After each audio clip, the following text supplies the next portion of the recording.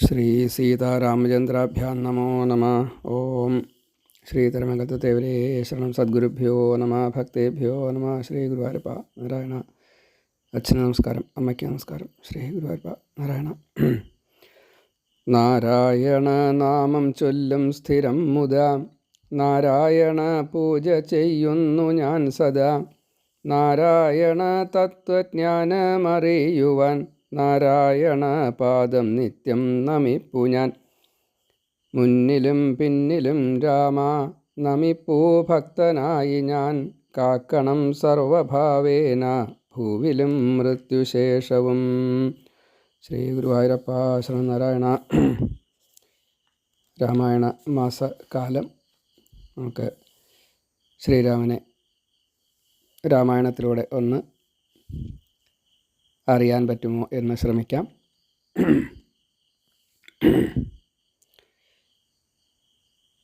ശ്രീ ഗുരുവായൂരപ്പ. ബാലകനയോധ്യയിൽ ആരണ്യം തന്നിൽ വാണു. കിഷ്കിന്ധ കണ്ടു പിന്നെ സുന്ദരൻ യുദ്ധം ചെയ്തു. ശ്രീരാമ സീതാപതേ പാഹി വൈകുണ്ഠനാഥ. കോസലാധിപാഹരേ പാഹി മാം രമാപദേ. ഉത്തരോത്തരം രാമ ഭക്തരായി തീരാൻ നിത്യം. വായിക്കൂ രാമായണം, പഠിക്കൂ സീതായനം. രാമായണത്തിൽ 7 കാണ്ഡങ്ങളാണ് ഉള്ളത്. ബാലകാന്ഡം, അയോധ്യാകാന്ഡം, ആരണ്യകാന്ഡം, കിഷ്കിന്ധാകാന്ഡം, സുന്ദരകാന്ഡം, യുദ്ധകാന്ഡം, ഉത്തരരാമായണം. ഉത്തരകാന്ഡം, ഉത്തരരാമായണം. 7 കാണ്ഡങ്ങൾ. ദേഹത്തിന് 7 അവസ്ഥകളാണ് ഉള്ളത്. ഷഡാധാരവും, അത് കഴിഞ്ഞാൽ പിന്നെ സഹസ്രാരപത്മം, അത് കഴിഞ്ഞാൽ 8ാമത്തെ ഈ തലയ്ക്ക് മീതെ ഉള്ള ഒരു, അത് വൈകുണ്ഠം എന്നാണ് പറയുക. അതിൻ്റെയൊക്കെ ചില കണക്കും കാര്യങ്ങളൊക്കെ ഉണ്ട്. ഏതായാലും പടി 6 കടന്നാലേ ശിവപദത്തിലേക്ക് എത്തുള്ളൂ. ശിവപദം കഴിഞ്ഞിട്ട് വേണം ഈ വൈകുണ്ഠത്തിലേക്ക് എത്താൻ. ഭഗവാൻ ശ്രീരാമൻ്റെ വൈകുണ്ഠം എന്ന് നമ്മൾ സാധാരണ പറയാറ് ഈ രാമായണ പ്രകാരം സാന്താനികം എന്നാണ് പറയുക. അവിടെ എല്ലാവർക്കും എത്തിപ്പെടേണ്ടതായിട്ടുള്ള ഈ വൈകുണ്ഠം തന്നെയാണ്. വൈകുണ്ഠത്തിൻ്റെ മറ്റൊരു പേരാണ് സാന്താനികം. ഇവിടെ 7 കാണ്ഡങ്ങൾ എന്ന് പറഞ്ഞു. അതിനെയാണ് ഒരു ശ്ലോകമായിട്ട് എഴുതിയത്. ശ്രീരാമ സീതാപതേ പാഹി വൈകുണ്ഠനാഥ. കോസലാധിപാഹരേ പാഹി മാം രമാപദേ. ബാലകൻ അയോധ്യയിൽ ആരണ്യം തന്നിൽ വാണു. കിഷ്കിന്ധ കണ്ടു പിന്നെ സുന്ദരൻ യുദ്ധം ചെയ്തു. ഉത്തരോത്തരം രാമ ഭക്തരായി തീരാൻ നിത്യം. വായിക്കൂ രാമായണം, പഠിക്കൂ സീതായനം. ശ്രീരാമ സീതാപതേ പാഹി വൈകുണ്ഠനാഥ. കോസലാധിപാഹരേ പാഹി മാം രമാപദേ. ബാലകാന്ഡം, അയോധ്യാകാന്ഡം, ആരണ്യകാന്ഡം, കിഷ്കിന്ധാകാന്ഡം, സുന്ദരകാന്ഡം, യുദ്ധകാന്ഡം, ഉത്തരകാന്ഡം അല്ലെങ്കിൽ ഉത്തര രാമായണം. ഇങ്ങനെ 7 കാണ്ഡങ്ങളിൽ ഈ രാമായണം പരന്ന് കിടക്കണു. രാമൻ്റെ ജനനം മുതലുള്ള കാര്യങ്ങൾ, ബാല്യം, വളർച്ച, ക്രമേണയായിട്ട് വിവാഹം കഴിഞ്ഞ് ചെറിയ ഒരു ജീവിതത്തിൻ്റെ ഒരു തടസ്സം, അത് 14 കൊല്ലം വനവാസ കാലമായിട്ട് ആ സമയത്ത് രാക്ഷസ ഉന്മൂലനം അവതാര ലക്ഷ്യത്തെ നിർവഹിക്കുന്നു. തുടർന്ന് സീതയെ പരിത്യജിക്കുക എന്ന ഒരു രംഗത്തെ വേണ്ടിവരുന്നു. എങ്കിലും രാമരാജ്യം നന്നായിട്ട് തന്നെ ഭരിച്ച് രാമരാജ്യത്തോളം എന്ന് എല്ലാവരും മാതൃകയാക്കാൻ തൊക്കണം ധാരാളം യാഗങ്ങൾ ചെയ്തും എല്ലാവരെ കൊണ്ടും ഭഗവാനെ ഭജിപ്പിച്ചും അതിസുന്ദരമായിട്ടുള്ള സുവർണകാലം എന്ന് പറയാറുള്ള രീതിയിൽ ഭഗവാൻ ഭജിച്ചു. ഭഗവാൻ ഭജിപ്പിച്ചു. ഭഗവാൻ നന്നായിട്ട് തന്നെ ഭരിക്കുകയും ചെയ്തു. ആ രാമനെ ആരാണോ വെറുതെ രാമ എന്ന് പറഞ്ഞാൽ മതി എന്നാ. ഇതിനൊരു ഉദാഹരണത്തിനൊരു ശ്ലോകമുണ്ട്. വനേ ച രാമ വസൂ ച ആഹരാമ നദീം തരാമ ന ഭയം സ്മരാമ. ഈ വനേ ചരാമ അതായത് ഒരു ചെറിയ കഥയാണ്. ആ കഥ പറഞ്ഞിട്ട് അങ്ങോട്ട് രാമായണത്തിലേക്ക് കിടക്കാം. രാമനാമത്തിൻ്റെ മഹിമയാണ്. രാമനാമം ജപിച്ചുകൊണ്ടാണല്ലോ വാൽമീകി അങ്കുലിമാരിൽ നിന്ന് ഈ വാൽമീകിയായിട്ട് മാറിയത്. സത്സംഗത്തിൻ്റെ ഒരു നന്മ കൊണ്ട്. ഇവിടെ വനേ ചരാമ വനത്തിലൂടെ സഞ്ചരിക്കാം. വസു ച ആഹരാമ വനവിഭവങ്ങളെ നമുക്ക് ആഹരിക്കുകയും ചെയ്യാം. നദിയും തരാമ അത് കഴിഞ്ഞ ഒരു നദിയുണ്ട്. ആ നദി അങ്ങോട്ട് കടന്നാൽ ന ഭയം സ്മരാമ പിന്നെ പേടിക്കണ്ട എന്നാണ് ശ്ലോകത്തിൻ്റെ വാച്യാർത്ഥം. ശ്ലോകങ്ങൾക്ക്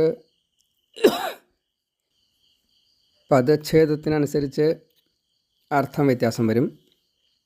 അന്വയം എവിടേക്ക് കൊടുക്കണം എന്നുള്ളതിനനുസരിച്ചും അർത്ഥത്തിന് വ്യത്യാസം വരും. അപ്പോൾ ഇവിടെ കുറച്ച് കള്ളന്മാർ കുറച്ച് മുതൽ കെട്ടു. ഇത് രാജകിങ്കരന്മാർക്ക് മനസ്സിലായോ എന്നൊരു ചെറിയ സംശയം വന്നു. അപ്പോൾ അവർ തമ്മിലുള്ള ആലോചനയാണ് ഈ കാട്ടിലേക്ക് അങ്ങോട്ട് കിടക്കുക. കാട്ടിലേക്ക് കടന്നു കഴിഞ്ഞാൽ കാടങ്ങോട്ട് കടക്കാം. അപ്പോൾ വനേ ചരാമ വനത്തിലൂടെ അങ്ങനെ നടന്നു പോയിട്ട് വസു ച ആഹരാമ അപ്പോൾ വിശപ്പും കാര്യങ്ങളൊക്കെ ഉണ്ടാവും. അപ്പോൾ കാട്ടുവിഭവങ്ങൾ എന്താ കിട്ടണമെന്ന് വെച്ചാൽ അത് കായോ ഇലയോ ഫലോ വേരോ എന്താ വെച്ചാൽ അതൊക്കെ കിട്ടിയതൊക്കെ കഴിക്കാമെന്നർത്ഥം. എങ്ങനെയെങ്കിലും കാട് കിടക്കുക. എന്നിട്ട് നദിയും തരാമ അത് കഴിഞ്ഞൊരു നദിയാണ്. ആ നദി കടന്നു കഴിഞ്ഞാൽ ന ഭയം സ്മരാമ ഒരു ഭയത്തെപ്പറ്റി ചിന്തിക്കുകയും കൂടി വേണ്ട. ഇങ്ങനെ പറഞ്ഞു. അപ്പോൾ അതിന് മറ്റൊരു തരത്തിൽ വ്യാഖ്യാനിക്കുമ്പോൾ മഹാത്മാക്കൾ അല്ലെങ്കിൽ രാമപണ്ഡിതന്മാർ രാമഭക്തന്മാർ വനേ ച രാമഃ വനത്തിലും രാമനുണ്ട്. വസു ച ആഹ രാമ അഷ്ടവസുക്കൾ ദേവന്മാർ പോലും അല്ലെങ്കിൽ വസു അങ്ങനെ ഒരു ഋഷി എന്ന് കൂട്ടെ അവർ പോലും ഈ വസു ച ആഹ രാമ അപ്പോൾ അവർ പോലും രാമനെ എപ്പോഴും സ്മരിച്ചു കൊണ്ടേയിരിക്കുന്നു. മഹാഋഷികൾ ദേവന്മാർ ഇവരൊക്കെ രാമനെ സ്മരിച്ചു കൊണ്ടേയിരിക്കുന്നു. നദീം തരാമ ഈ സംസാരം കടക്കുവാൻ വേണ്ടിയിട്ട് ഈ വൈതരണി നദി കടക്കാൻ വേണ്ടിയിട്ട് രാമനെ സ്മരിച്ചു കൊണ്ടിരിക്കുന്നു. ന ഭയം സ്മ രാമ രാമനെ സ്മരിക്കുന്ന ഒരാൾക്ക് രാമനാമം ജപിക്കുന്ന ഒരാൾക്ക് പിന്നെ ഭയം ഉണ്ടാവുകയേ ഇല്ല. ന ഭയം സ്മ ഭയം ഉണ്ടാവുകയേ ഇല്ല. അപ്പോൾ രാമ എന്നുള്ളത് അറിയാതെ കണ്ട് പറഞ്ഞാലും ഈ കള്ളന്മാരും അവിടെ രക്ഷപ്പെട്ടു എന്നാണ്. അപ്പോൾ രാമൻ്റെ ഈ ഭക്തവാത്സല്യം എത്രയാണ് എന്ന് പറയാൻ കഴിയില്ല. ഇതൊക്കെ അറിഞ്ഞിട്ടും നമ്മൾ രാമനെ വേണ്ട രീതിയിൽ സ്വീകരിക്കുന്നില്ല, ആശ്രയിക്കുന്നില്ല. സ്വീകരിച്ചാലേ ആശ്രയിക്കാൻ സാധിക്കുള്ളൂ. രാമനുണ്ട് എന്ന് നമ്മൾ സ്വയമേവ ഉറപ്പിച്ചാലാണ് രാമനെ നമുക്ക് ആശ്രയിക്കാൻ സാധിക്കുള്ളൂ. അപ്പം അതിന് ഒരു ഉദാഹരണം, കിം ക്ഷണന്മാർക്കിഹ വിദ്യ കിട്ടിയിടുമോ, കിം കണന്മാർക്കർത്ഥം കിട്ടില്ല നിശ്ചയം, കിം ഋണന്മാർക്കിഹ സൗഖ്യവും വന്നിട, കിം സുരന്മാർ നഷ്ടമാക്കും ഇഹ പര. കിം ക്ഷണം, കിം കണം, കിം ഋണം, കിം സുരൻ, കിം ദേവൻ, അങ്ങനെയാണ്. അങ്ങനെ വിചാരിക്കുന്നവരാണ് കലികാലത്തിലെ നാസ്തികന്മാർ. സമയത്തിൻ്റെ വിലയെ കണക്കാക്കുന്നു. കിം ക്ഷണം, ഒരു നിമിഷം പോലും വെറുതെ കളയരുത്. നമ്മൾ ഉറങ്ങിയിട്ടും ടി വി കണ്ടിട്ടും മൊബൈൽ കണ്ടിട്ടും ടൂറ് പോയിട്ടും വെറുതെ സമയം കളയാം. അത് രാമനെ പഠിക്കാൻ വേണ്ടിയിട്ട് ശ്രമിക്കുന്നില്ല, ഭഗവാനെ അറിയാൻ വേണ്ടിയിട്ട് ശ്രമിക്കുന്നില്ല. അപ്പോൾ വിദ്യ ലഭിക്കില്ല, പൂർണ്ണമായിട്ടുള്ള വിദ്യ ലഭിക്കില്ല എന്ന് സാരം. മനസ്സ് അങ്ങോട്ടും ഇങ്ങോട്ടും പോകുമ്പോൾ ജീവിതം നഷ്ടമാവും. ഭഗവാനെ അറിയാൻ സാധിക്കില്ല. സമയം നഷ്ടപ്പെടുത്തരുത്. ഒന്ന് കിം കണന്മാർ, ചെറിയ ചെറിയ കാര്യങ്ങളെ കൂടി ശ്രദ്ധിക്കണം എന്നാണ്. ഒരു ചില്ലി പൈസ പോലും വെറുതെ കളയാൻ പാടില്ല. ഒരു മണി ധാന്യം പോലും വെറുതെ കളയാൻ പാടില്ല. അത് വസ്ത്രമായാലും നമ്മൾ ഉപയോഗപ്രദമായിട്ടുള്ള എന്തായാലും ശരി, ഇലയിൽ വിളമ്പിയിട്ടുള്ള ആഹാരമായാലും കളയാൻ പാടില്ല. അതിനൊക്കെ കിം കണം എന്നാണ് പറയുക, ചെറുത് എന്നർത്ഥം. അത് വെറുതെ നശിപ്പിച്ച് കഴിഞ്ഞാൽ നമുക്ക് ദാരിദ്ര്യമാണ് പിന്നെ ഉണ്ടാവുക. അപ്പോൾ അർത്ഥം കിട്ടില്ല, ധനം ലഭിക്കില്ല, വേണ്ടതെന്തോ അത് കിട്ടില്ല. എന്തിന്? ശ്വാസവായു പോലും കിട്ടില്ല. കിം ഋണൻ, കടം. ചിലവർക്ക് അങ്ങനെയാണ്, എന്നും കടം വാങ്ങിയിട്ട് അങ്ങനെ ഒരു ശീല, അവർക്ക് സുഖം ഉണ്ടാവില്ല. കടം പെരുകിയിട്ട് കടം വീട്ടാൻ സാധിക്കാണ്ട് വരും. അപ്പോൾ അവരുടെ യഥാർത്ഥത്തിലുള്ള മനസ്സുഖം നഷ്ടപ്പെടും. അത് ശരീരത്തിനെ ബാധിക്കും. അവർക്കൊന്നും ചെയ്യാൻ സാധിക്കില്ല. സമ്പാദിക്കുന്നത് മുഴുവൻ കടം വീട്ടാനും പലിശ കൊടുക്കാനും. അപ്പോൾ അതൊരു വലിയ നഷ്ടമാണ്. കിം ദേവന്മാർ, കിം സുരന്മാർ നഷ്ടമാക്കും ഇഹപര. എന്ത് ദേവൻ എന്നൊക്കെ വിചാരിക്കണം. അങ്ങനെയാണല്ലോ ഈ രാമനെ വിചാരിക്കാത്തവർക്കാണല്ലോ ഈ നാസ്തികത്വം വരിക. അവർ ഇവിടെ സുഖം ലഭിക്കില്ല, അവർക്ക് സുഖം ഉണ്ടെന്ന് അവർ വിചാരിക്കുക. ഇന്ദ്രിയപ്രീതിയായിട്ട് എന്തെങ്കിലും ചിലതൊക്കെ കിട്ടണ്ടാവേ, അപ്പോൾ വിചാരിക്കും ഇത് സുഖമാണെന്ന്. സുഖസ്യ അനന്തരം ദുഃഖം, അത് കാരണം തന്നെ ദുഃഖം ഉണ്ടാവും ചിലപ്പോൾ. അങ്ങനെയാണ്. അപ്പം അങ്ങനെ കിം ദേവൻ എന്നുള്ളൊരവസ്ഥ വരാൻ പാടില്ല. സമയത്തിലെ കണക്കാക്കണം, മൂല്യം നിശ്ചയിക്കണം. അല്ലെങ്കിൽ എത്രയാണ് കാലത്തിൻ്റെ മൂല്യം നമുക്കറിയില്ല, സമയത്തിൻ്റെ മൂല്യം അറിയില്ല. അത്രയും സമയം കളയാതെ കണ്ട് ഇതിനു വേണ്ടി ശ്രമിക്കണം. ഒരു മണി പോലും കളയാൻ പാടില്ല. ഒരു ചില്ലി കാശ് പോലും കളയാൻ പാടില്ല. ഒരു വസ്ത്രം കളയാൻ പാടില്ല. ഒന്നും കളയാൻ പാടില്ല. അതേപോലെ കടം താൽക്കാലികമായിട്ട് വാങ്ങിച്ച അപ്പം തന്നെ വീട്ടാനുള്ള ഏർപ്പാട് ചെയ്യണം. അത് കണ്ടിട്ടേ കടം വാങ്ങാവൂ, ഇല്ലെങ്കിൽ ഉള്ളത് കൊണ്ട് കഴിയണം. ദേവന്മാരുണ്ട്, അസ്ഥി യജ്ഞപതി നാമ, ഭഗവാനുണ്ട്, ഇതുകൊണ്ട് ഓർപ്പിക്കണം. ഇങ്ങനെ ഭഗവത്വത്തെ നാം അറിയുക. ആ ഭഗവാൻ നമ്മളെ രക്ഷിക്കുമാറാകട്ടെ. ഇപ്പോൾ ഒരു കവചം പോലെ സർവേ ദേവ സഗന്ധർവ ബ്രഹ്മവിഷ്ണു ശിവാദയ രക്ഷന്തു മാം സദായാന്തം തിഷ്ഠന്തം നിദ്രയായുധം. ഭഗവാനെ അനന്യ ശരണാഗതിയായിട്ട് ആശ്രയിക്കുക. നമ്മൾ നടക്കുമ്പോഴും നിൽക്കുമ്പോഴും ഉറങ്ങുമ്പോഴും ഒക്കെ ഭഗവാൻ നമ്മളെ രക്ഷിക്കണം. ബ്രഹ്മാവിഷ്ണു മഹേശ്വരന്മാരായിട്ട് രക്ഷിക്കണം. എല്ലാ ദേവന്മാരും എങ്ങനെയായാലും വേണ്ടില്ല, എങ്ങനെ രക്ഷ കിട്ടേണ്ടത് വെച്ചാൽ അങ്ങനെ രക്ഷിക്കണം. ഇപ്പോൾ രാമായണ പ്രകാരമാകുമ്പോൾ സന്നദ്ധ കവചി ഖഡ്ഗി ചാപബാണധരോ യുവ ഗച്ഛൻ മമ അഗ്രതോ നിത്യം രാമ പാതു സലക്ഷ്മണ. വാളും പരിചയമൊക്കെ പിടിച്ച് വില്ലും അമ്പുമൊക്കെ ധരിച്ച്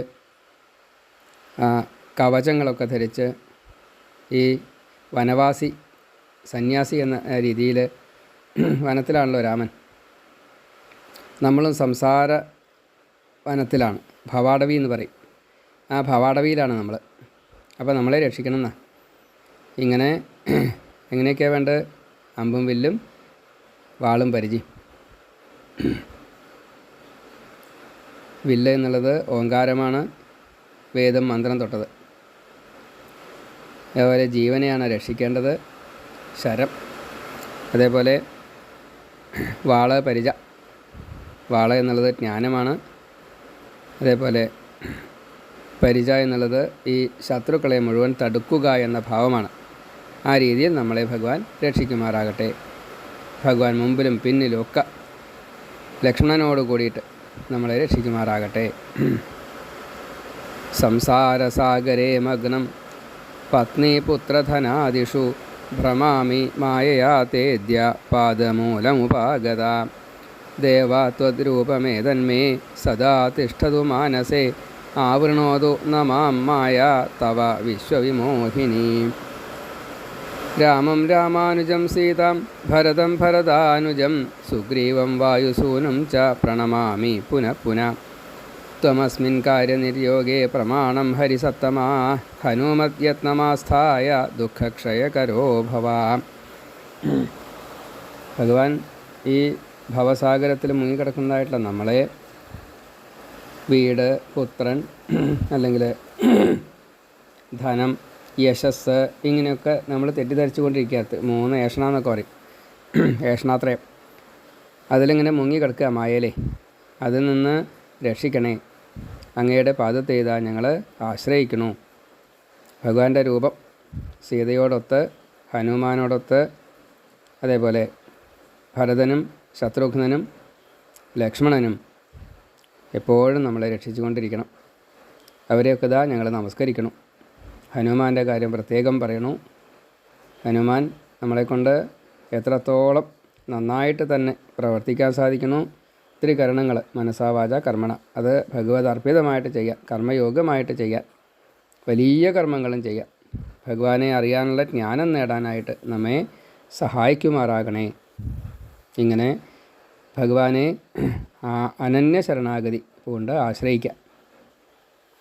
ഇങ്ങനെ രാമായണത്തെ പഠിക്കാൻ ഒരു അർഹത നമുക്ക് കിട്ടണം. അങ്ങനെയാണ് രാമായണം എന്ന് പറഞ്ഞാൽ എത്ര രാമായണമുള്ളതെന്ന് ശരിയാണ്, അത്രയും കൂടുതൽ രാമായണമുണ്ട്. 200ഓളം രാമായണം, വാൽമീകി രാമായണവും ഈ അധ്യാത്മരാമായണം, വ്യാസവിരചിതം അല്ലെങ്കിൽ രാമാനുജൻ എഴുതിയത് എന്നെല്ലാം പറയും. നമുക്കതിൻ്റെ ചർച്ചയും കാര്യങ്ങളൊന്നും ആവശ്യമില്ല. രാമായണം അത്രേ വേണ്ടു. കമ്പരാമായണം, തുളസി രാമായണം, നമ്മൾ എഴുത്തച്ഛൻ എഴുതിയിട്ടുള്ള രാമായണം, കാളിദാസൻ്റെ രാമായണമുണ്ട്, ഗായത്രി രാമായണം. 24 ശ്ലോകമേ ഉള്ളൂ ഗായത്രി രാമായണത്തിൽ. നാമരാമായണം, അതേപോലെ ശ്രീരാമോദന്തം, സംസ്കൃതത്തിൽ 34 രാമായണമുണ്ട്. പിന്നെ ചിത്രരാമായണം, രഘുവംശം തൊട്ടുള്ള ഈ രാമായണങ്ങൾ എത്രയാ? അതൊരു മഹാനദി തന്നെയാണ്. വലിയ കടലിൽ നിന്ന്, വലിയ സരസിൽ നിന്ന് ധാരാളം ചാലുകളിങ്ങനെ പോകുമ്പോഴേ എത്രയാ ചോദിച്ചാൽ ശരി, എല്ലാ ദിക്കിലും ജലത്തിൻ്റെ സാന്നിധ്യമുണ്ട്, എല്ലാ ദിക്കിലും രാമൻ്റെ സാന്നിധ്യമുണ്ട്. അതും സീതയോടൊത്ത്. ബാക്കിയുള്ളതൊക്കെ ഒപ്പമുണ്ട്. എല്ലാ സന്നാഹങ്ങളും കൊണ്ടും കൂടി പാർഷദ പിന്തുടർച്ച ഇല്ലേ, അങ്ങനെ പാർഷദന്മാരൊപ്പം ഉണ്ടാവും എന്നർത്ഥം, സാന്നിധ്യത്തോട് കൂടിയിട്ടാണ്. അങ്ങനെയുള്ള രാമായണത്തെ 7 കാണ്ഡങ്ങളിലാണ് പറഞ്ഞതെന്ന് നമ്മൾ പറഞ്ഞു. ഓരോ കാണ്ഡത്തിനും ഋഷിയൊക്കെ ഉണ്ട്. ഛന്ദസ്, ഋഷി, ഛന്ദസ്, ദേവത, ഇതാണ് ഛന്ദസ്. ഇപ്പോൾ ബാലകാണ്ഡത്തിൽ സന്താനമില്ലാതെ കണ്ട് വിഷമിക്കുന്ന ദശരഥൻ്റെ ആ ദുഃഖം തീർക്കാൻ വേണ്ടിയിട്ട് വസിഷ്ഠൻ ഋഷ്യശൃംഖനെ കൊണ്ടാണ് യാഗം ചെയ്യിക്കുന്നത്. അപ്പോൾ ബാലകാണ്ഡത്തിൻ്റെ ഋഷി ഋഷ്യശൃംഖനായിട്ടാണ്. പിന്നെ രാമായണം മുഴുവൻ അനുഷ്ഠുപ് വൃത്തത്തിലായതുകൊണ്ട് മൊത്തം അനുഷ്ഠുപ് ഛന്ദസ്സാണ്. 32 അക്ഷരങ്ങളുള്ള ശ്ലോകങ്ങൾ. ബാലകാണ്ഡത്തിലെ ദേവത രാമോ ദാശരഥി പരമാത്മാ ദേവത, ശ്രീരാമനായിട്ട് അവതരിക്കുകയാണ്. രാമൻ എന്നുള്ള പേര് കിട്ടും. അപ്പോൾ അവിടെ ഋഷ്യശൃംഗ ഋഷി, അനുഷ്ഠുപ് ഛന്ദ, രാമോ ദാശരഥി പരമാത്മാ ദേവത എന്നാണ്. ഇനി രണ്ടാമത്തെ കാണ്ഡം അയോധ്യാകാണ്ഡം. അവിടെ വസിഷ്ഠനാണ് ഋഷി. ഭരതനെ ഉപദേശിച്ച് രാമൻ ആരാണെന്ന് പറഞ്ഞു കൊടുക്കുകയാണ്. വസിഷ്ഠ ഋഷി, അനുഷ്ഠുപ് ഛന്ദ, ഭരതോ ദാശരഥിർ പരമാത്മാദേവത. ഇനി മൂന്നാമത്തെ ആരണ്യകാണ്ഡം. അവിടെ ഭഗവാൻ തന്നെയാണ് ഈ ഭഗവത്വത്തെ മറച്ചുകൊണ്ട് ശ്രീരാമനായിട്ട് വനത്തിലൂടെ സഞ്ചരിക്കുന്നത്, വനപ്രവേശം ചെയ്യുന്നത്, വനത്തിൽ ഋഷി സംഘങ്ങൾ നേടുന്നത്. അപ്പോൾ അവിടെ ഋഷികളൊക്കെ ഈ രാമനെ ഭഗവാനായിട്ട് കാണുന്നു. ഭഗവാൻ മനുഷ്യനാട്യത്തിൽ ഋഷികളെ അങ്ങോട്ട് ബഹുമാനിക്കുകയും ചെയ്യുന്നു. ആ രംഗം ഭഗവാൻ ഋഷി അനുഷ്ഠുപ് ഛന്ദ ശ്രീരാമോ ദാശരഥി പരമാത്മാ ദേവത. അതുപോലെ കിഷ്കിന്ധാകാണ്ഡത്തിൽ അവിടെയും വനത്തിൽ തന്നെയാണ്. അപ്പോൾ അതുകൊണ്ട് ഭഗവാൻ എന്ന നിലയ്ക്ക്. പിന്നെ ഈ സുഗ്രീവ സഖ്യം, അതേപോലെ ഹനുമാൻ്റെ സേവനം, അതുകൊണ്ട് അവിടെ സുഗ്രീവനാണ് ദേവത. ഭഗവാൻ ഋഷി അനുഷ്ഠുപ് ഛന്ദ, സുഗ്രീവോ ദേവത. ഇനി സുന്ദരകാണ്ഡത്തിൽ ഹനുമാൻ ഈ രാമനെയും സീതയെയും അടയാള വാക്യങ്ങൾ അങ്ങോട്ടും ഇങ്ങോട്ടും കൈമാറിക്കൊണ്ട് രാവണനാൽ കട്ടുകൊണ്ടുപോയിട്ട് ലങ്കയിൽ ഇരുത്തുന്നതായിട്ടുള്ള ആ സീതയ്ക്ക് സമാധാനം കൊടുത്തു എന്ന ഒരു ഭാവം. രാമനെയും എന്താണ് പറയുക, കാര്യങ്ങളൊക്കെ അറിയിച്ചു, അത്രയേ ഉള്ളൂ. സീതയ്ക്ക് സമാധാനം കൊടുത്തു എന്നാണ്. അപ്പോൾ രാമൻ്റെ അടയാളം അങ്കുലീയം, മോതിരം, അത് സീതയ്ക്ക് കൊടുത്തു. സീതയിൽ നിന്ന് ഈ ചൂടാമണി, തലയിലൊരു ചൂടാമണിയുണ്ട്, അത് പാരമ്പര്യമായിട്ട് കിട്ടിയതാണ് ഈ സൂര്യവംശ രാജാക്കന്മാർക്ക്, പത്നിമാർക്ക് കൊടുക്കാനായിട്ട്. അത് കൈകേയി മാതാവിലായിരുന്നു ഉണ്ടായിരുന്നത്. കൈകേയി അത് ഈ സീതയ്ക്ക് കൊടുത്തു. ആ ചൂടാമണിയും അതേപോലെ ഒരു ഇന്ദ്രൻ്റെ മകനായിട്ടുള്ള ജയന്തൻ കാക്കയുടെ രൂപത്തിൽ വന്നിട്ട് സീതയെ സ്പർശിച്ച് കഴിഞ്ഞപ്പോൾ ആ കാക്കയെ ഒരു പുല്ല് എടുത്തുകൊണ്ട് ബ്രഹ്മാസ്ത്രമായിട്ട് വിട്ട് കാക്കയുടെ ഒരു കണ്ണ് കളഞ്ഞു. ഇങ്ങനെ കാകബുദ്ധി ഉണ്ടാവരുത് എന്ന് നമുക്ക് പഠിപ്പിച്ചു. ആ കഥയും ഈ സീത അടയാളവാക്യമായിട്ട് ഹനുമാനോട് പറഞ്ഞ് അത് രാമനോട് പറയണം. ഇതാണ് അങ്ങോട്ടും ഇങ്ങോട്ടുള്ള അടയാള കൈമാറ്റം. അപ്പോൾ അവിടെ ഭഗവാൻ ഈ ഹനുമാൻ എന്ന നിലയ്ക്കാണ്, ശങ്കരാംശമായിട്ടുള്ള ശിവൻ ആണ്. അതുകൊണ്ട് അവിടെ ഋഷി ഹനുമാനാണ്. ഭഗവാൻ ഹനുമാൻ ഋഷി അനുഷ്ടുപ് ഛന്ദ ശ്രീ ജഗന്മാത സീതാ ദേവത.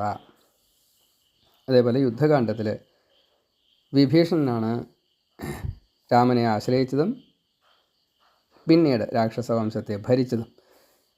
അവിടെ ഇങ്ങനെ മതി എന്നുള്ളത് ബ്രഹ്മാവിനാൽ വിധിക്കപ്പെടുകയും ചെയ്തു, ഭഗവാന്റെ ശ്രീരാമ ഭഗവാന്റെ വിഷ്ണു ഭഗവാന്റെ ആജ്ഞപ്രകാരം.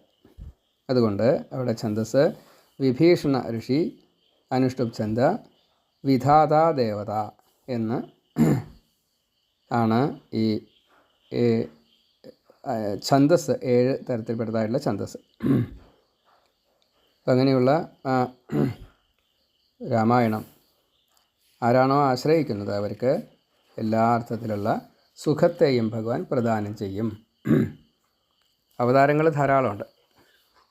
അംശം, അംശാംശം, ആവേശം, സ്ഫൂർത്തി, പൂർണ്ണം, പരിപൂർണതമം, ഇങ്ങനെ 6 തരത്തിലുള്ള അവതാരങ്ങൾ കലാവതാരമായിട്ട്, ഗുണാവതാരമായിട്ട്, ലീലാവതാരമായിട്ട് എന്നൊക്കെയാണ് പറയുക. ഇപ്പോൾ ഇതിൽ പൂർണ്ണം എന്നുള്ള നിലയ്ക്കാണ് ശ്രീരാമൻ്റെ അവതാരം വരിക. രാമായണം ആരോട് പറഞ്ഞു എന്നുള്ളത് രാമായണ പ്രകാരം നമുക്ക് കിട്ടുന്നത് സൂതശൗനക സംവാദമായിട്ട് നൈമിഷാരണ്യത്തിൽ വെച്ചിട്ട്. ഇത് ശിവൻ പാർവതിയോട് പറഞ്ഞു എന്നാണ്. ശിവന് കിട്ടിയത് ബ്രഹ്മാവിൽ നിന്നാണ് എന്നാണ്. ബ്രഹ്മാവിന് കിട്ടിയത് മഹാവിഷ്ണുവിൽ നിന്നാണ്. ആ ബ്രഹ്മാവ് നാരദനോട് പറഞ്ഞു. നാരദൻ അത് വാൽമീകിക്ക് പറഞ്ഞു കൊടുത്തു. വാൽമീകി അത് എഴുതി. അപ്പോൾ പട്ടാഭിഷിക്തനായിട്ടുള്ള ഈ രാമന് രാമായണത്തിൻ്റെ അവസാന ഭാഗങ്ങളിൽ എന്നർത്ഥം. പട്ടാഭിഷേകം കഴിഞ്ഞപ്പോൾ, രാവണവധം കഴിഞ്ഞിട്ടാണ് പട്ടാഭിഷേകം. ആ പട്ടാഭിഷേക സമയത്ത് ബാക്കിയുള്ളവരൊക്കെ പോയി. ഹനുമാൻ അവിടെ ശ്രീരാമൻ്റെ പാദം പിടിച്ചുകൊണ്ട് എനിക്ക് രാമതത്വത്തെ പറഞ്ഞു തരണം എന്ന് പറഞ്ഞു. അപ്പോൾ രാമൻ പറയാൻ തുടങ്ങിയപ്പോൾ രാമന് തന്നെ തോന്നി ഇത് ഞാനല്ല പറയേണ്ടത്. അങ്ങനെ സീതയെ നോക്കി. അപ്പോൾ സീത ആ രാമായണ തത്വം പറഞ്ഞു കൊടുക്കുകയാണ്, രാമതത്വം പറഞ്ഞു കൊടുക്കുകയാണ്. ഇഷ്ടപ്പെട്ട എന്തെങ്കിലും ഒന്ന് കൊടുക്കണം എന്ന് പറഞ്ഞു.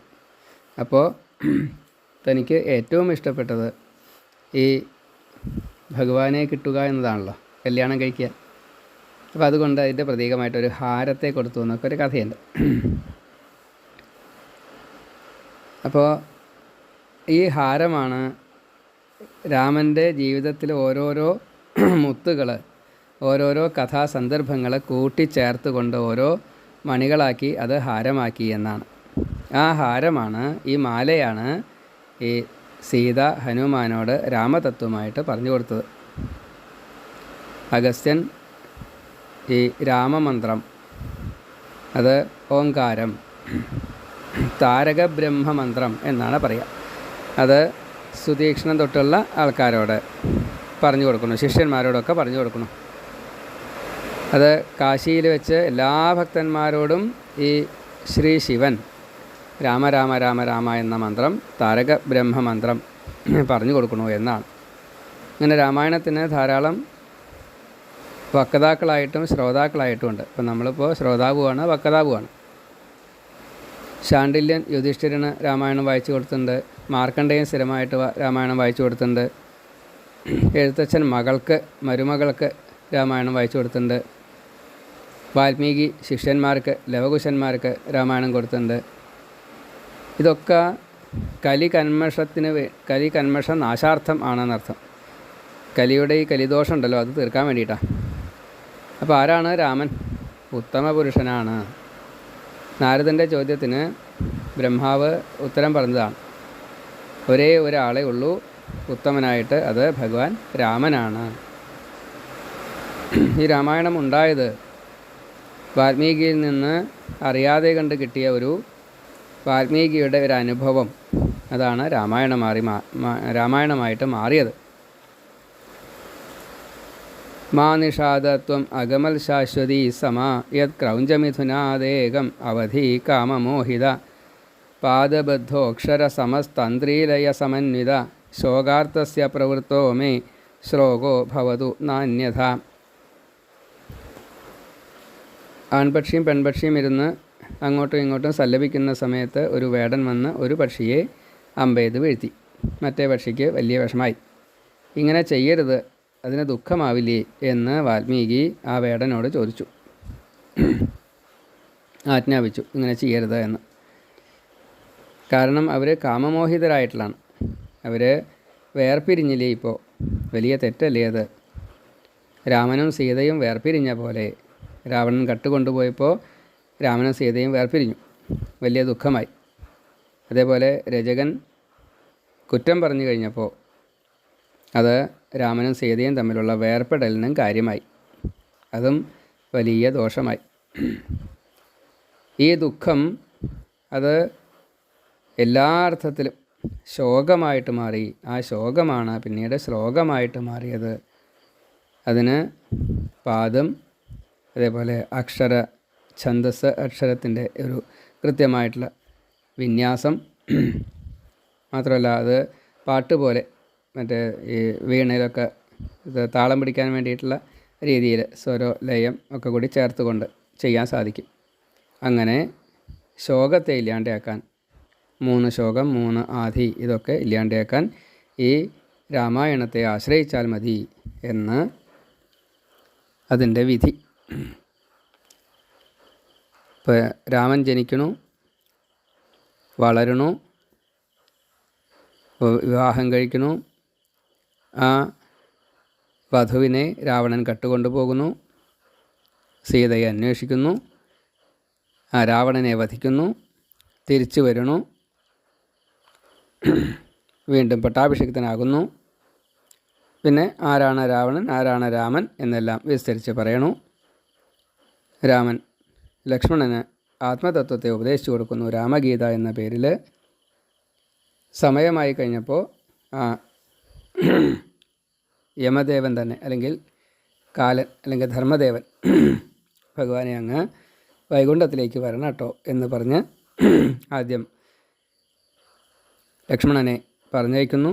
പിന്നെ താനും തൻ്റെ കൂടെ വരുന്നവർക്കും മുക്തി കൊടുത്തുകൊണ്ട് ഭഗവാനും അറിയണം. ഇതാണ് രാമായണം 7 കാണ്ഡത്തിലായിട്ട് പറഞ്ഞിരിക്കുന്നത്. അത് നമുക്ക് അടുത്ത ഭാഗത്തിൽ പറയാം. സർവത്ര ഗോവിന്ദനാമ സങ്കീർത്തനം. ഗോവിന്ദ ഗോവിന്ദ. ജാനകീ ജീവനസ്മരണം ജയ ജയ രാമ രാമ.